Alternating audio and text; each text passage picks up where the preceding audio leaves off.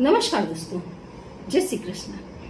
कैसे हैं आप सब? उम्मीद करती हूँ खुश होंगे, सुखी होंगे, संपन्न होंगे। दोस्तों, अब लग रहा है श्रावण मास, शिव जी को प्रसन्न करने का सावन का महीना आ रहा है। पूनम से 14 तारीख गुरुवार के दिन से सावन मास आरंभ हो रहे हैं।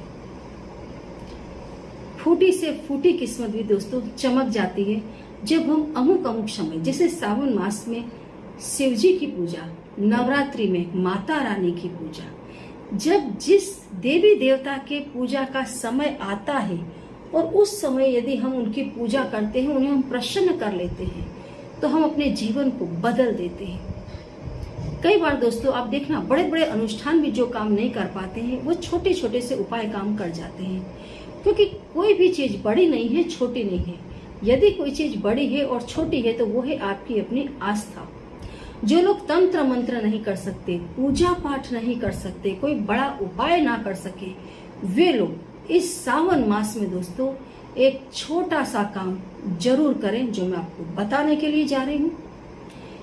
इस कार्य को करने वाले मैंने अपनी नजरों से देखा है दोस्तों, मैंने अपनी नजरों से देखा है।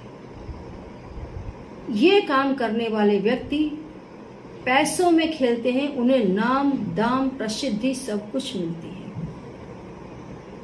आपने देखा होगा, जब कहीं पर, जैसे हमारे यहाँ गुजरात में अंबाजी, अंबे माता का जो मंदिर है अंबाजी, वहां पर जब ध्वजा चढ़ाई जाती है भादो मास की पूनम में, आप देखो हजारों की संख्या में लोग जाते हैं ध्वजा लेकर के और माता रानी को ध्वजा अर्पित करते हैं। कुछ लोग माता रानी के दर्शन करने के लिए जाते हैं। ऐसे ही भगवान श्री कृष्ण के दर्शन करने के लिए डाकोर जी में लोग पैदल यात्रा करते हैं। तो जो पद यात्राएं करते हैं ये यात्रिक, तो जिस रास्ते से यात्रिक निकलते हैं, पूरे रास्ते में कुछ थोड़ी दूरी पर आप देखेंगे, हमारे यहाँ गुजरात में उनके खाने पीने का बंदोबस्त किया जाता है। जहां से पदयात्री निकलते हैं उन्हें मठा दिया जाता है, छाछ दी जाती है, पानी ठंडा पिलाया जाता है, खाने पीने की चीजें दी जाती हैं, टेंट उनके लिए बांधे जाते हैं, गद्दे डाल दिए जाते हैं जहां वो लोग आराम करते हैं, उनके नहाने धोने की व्यवस्था की जाती है, सब्जी पूड़ी दाल चावल वगैरह बना करके उन्हें खिलाए जाते हैं। पूरे रास्ते, चाहे वो अंबाजी में जा रहे हैं भक्तजन, चाहे वो कृष्ण जी के दर्शन करने के लिए जा रहे हैं, जो पब्लिक है, जो दान पुण्य करना चाहते हैं, पूरे रास्ते घर से लोग यूं ही निकल जाते हैं ध्वजा लेकर के, क्योंकि उन्हें पता होता है कि पूरे रास्ते उन्हें खाना पीना सब कुछ मिलेगा, आराम करने की व्यवस्था सब कुछ अवेलेबल होता है। क्यों ये करते हैं लोग? क्योंकि दोस्तों जब इंसान भगवान के नाम से घर से निकलता है तो वो भगवानमय ही हो जाता है, वो भगवान का ही स्वरूप हो जाता है। आप एक बार खुद यात्रा करने जाए ना जाए, लेकिन यदि आप किसी को यात्रा करवाते हैं तो उसका आपको बहुत जबरदस्त फल मिलता है। जो लोग यात्रा करने जा रहे हैं उनके चरणों की धूली दोस्तों बहुत ही शुद्ध और पवित्र होती है। यात्रा में निकले हुए व्यक्ति को किसी भी तरीके से यदि आप मदद कर देते हैं तो समझिए आपने अपने जीवन को तरबतर कर दिया पुण्य कर्मों से।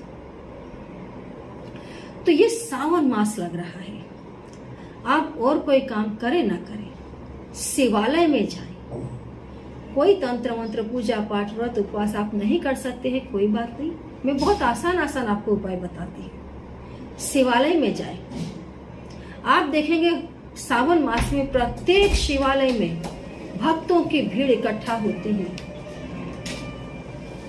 हर गली से मोहल्ले से लोग आते हैं, शिव जी को जल का अभिषेक करते हैं, दूध का अभिषेक करते हैं, शिव जी की पूजा करते हैं, है ना?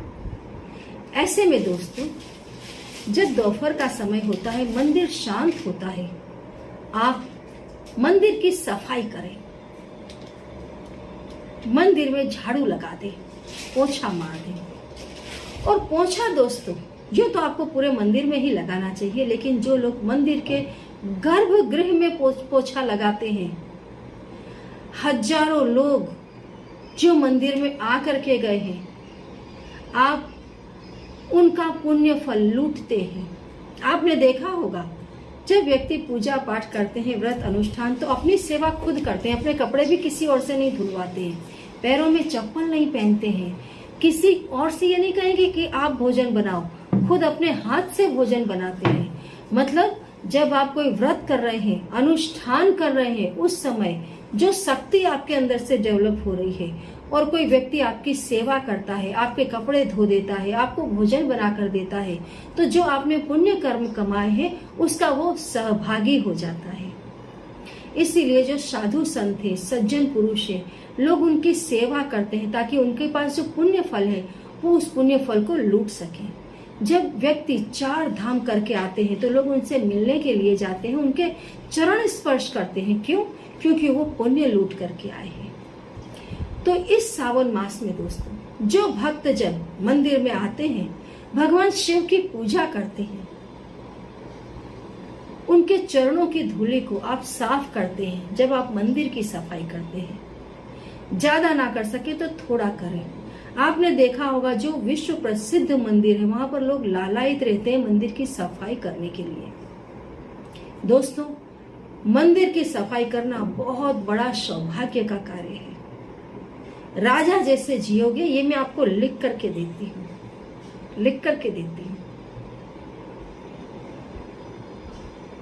जो लोग सफाई करते हैं,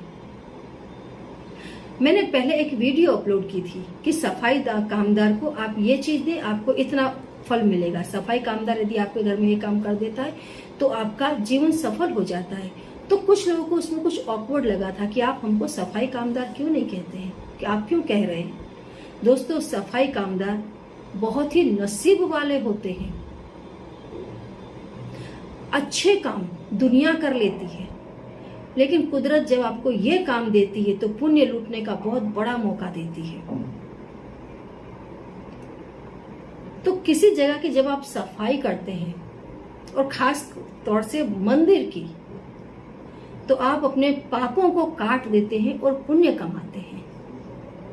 तो इस सावन मास में और कोई काम करे ना करे, शिवालय में जाकर के गर्भगृह में पोछा जरूर लगाएं, मंदिर में झाड़ू लगाएं। इससे बड़ा कोई पुण्य कर्म नहीं है। करके देखिए, बहुत अच्छा रिजल्ट आएगा। उपायों को करते रहें और हमेशा खुश रहें। जय श्री कृष्ण।